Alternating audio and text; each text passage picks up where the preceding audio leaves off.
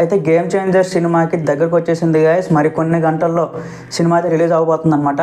So thumbnail కూడా మీరు చూసే ఉంటారు. అంటే అదేమి నెగిటివ్గా పెట్టిందా లేకపోతే ఏంటా అని చెప్పి మీకు అయితే చెప్తాను గైస్. ఎందుకంటే ఇప్పుడు ఈ సినిమాకి గేమ్ చేంజర్ సినిమాకి ఎస్పెషల్లీ ఎవరైనా టికెట్స్ బుక్ చేసుకుంటున్నారు అంటే ఒకే ఒక రీజన్ గైస్, రామ్ చరణ్ గారు. ఎందుకంటే శంకర్ మీద ఇప్పుడున్న మార్కెట్ అయితే కంప్లీట్గా డౌన్ఫాల్ అనమాట. సో నేను ఇంకొక ఎగ్జాంపుల్ కూడా చెప్తాను. ఇండియన్ 3 డైరెక్ట్ ఓటీటీకి ఇచ్చేస్తామని చెప్పారనమాట.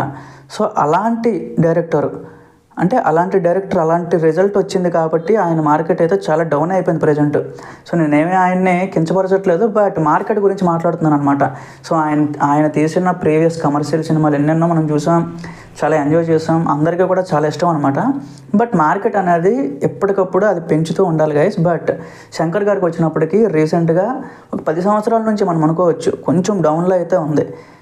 తర్వాత దిల్ రాజు గారి గురించి మాట్లాడుకుంటే మీడియం బడ్జెట్ సినిమాలు, సో ఇవన్నీ కూడా బాగానే ప్రొడ్యూస్ చేస్తారు. బట్ ఆయన ప్రొడక్షన్ నుంచి చూస్తున్న అతి పెద్ద సినిమా అయితే గేమ్ చేంజర్ అనమాట.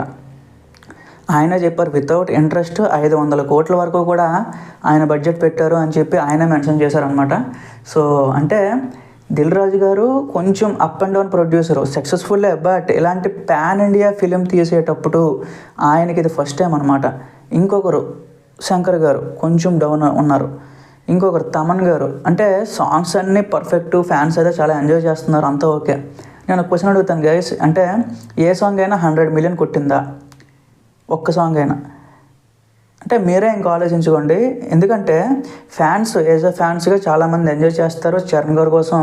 అదంతా కూడా పాజిటివ్గా హైప్ అంతా ఎక్కించుకుంటారు, అలాంటి డౌట్స్ ఏం రావు. బట్ బయట ఉన్న న్యూట్రల్ ఆడియన్స్ ఏంటంటే ఇలాంటి క్వశ్చన్స్ రైజ్ చేస్తున్నారు అనమాట.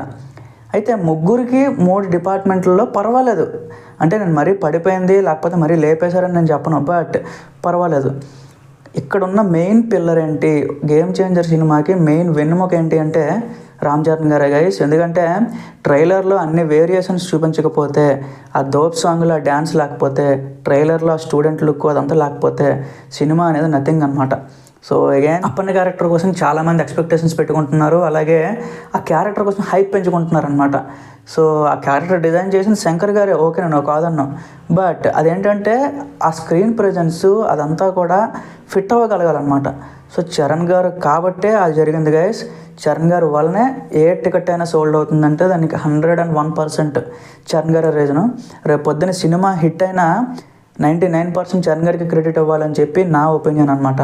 సో ఎందుకంటే అంటే ఇలాంటి ఒక ఇండియన్ 2 మధ్యలో గేమ్ చేంజర్ షూటింగ్ జరుగుతున్నప్పుడు అంత పెద్ద డిజాస్టర్ వచ్చినా సరే పర్వాలేదు, మనం ముందుకు వెళ్దాం, ఇలానే చేద్దాం, మీరు ముందు ఏ స్టోరీ అయితే అనుకున్నారో అలానే వెళ్దాం అని చెప్పి కాన్ఫిడెన్స్ ఇచ్చిన హీరో చరణ్ గారు అనమాట.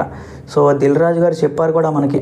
సో అలాంటి హీరో అంత రిస్క్ చేసి ముందుకెళ్ళి ఒక సినిమా రిలీజ్ చేస్తున్నారు అంటే ఖచ్చితంగా ఆ సినిమా క్రెడిట్ అయితే ఆయనకి ఇవ్వాలి గైస్. సో శంకర్ గారికి ఇది ఒక మంచి కంబ్యాక్ అవ్వాలి. ఆయన అంటే కంప్లీట్గా ఆయన మీద ఉన్న ట్రోల్స్ కానీ ఆయన మీద ఉన్న నెగిటివిటీ కానీ ఈ సినిమాతో ఇంకా చెరిగిపోవాలన్నమాట. సో ఫ్యాన్స్ అయితే అదే కోరుకుంటున్నారు. సో మీరు ఏమనుకుంటున్నారో ఒకసారి కింద కామెంట్ చేయండి గైస్. మీరు ఏ థియేటర్లో చూస్తున్నారో, ఏ లొకేషన్లో చూస్తున్నారో ఒకసారి కింద కామెంట్ చేసి మెన్షన్ చేయండి, మనం మాట్లాడుకుందాం. So thank you guys.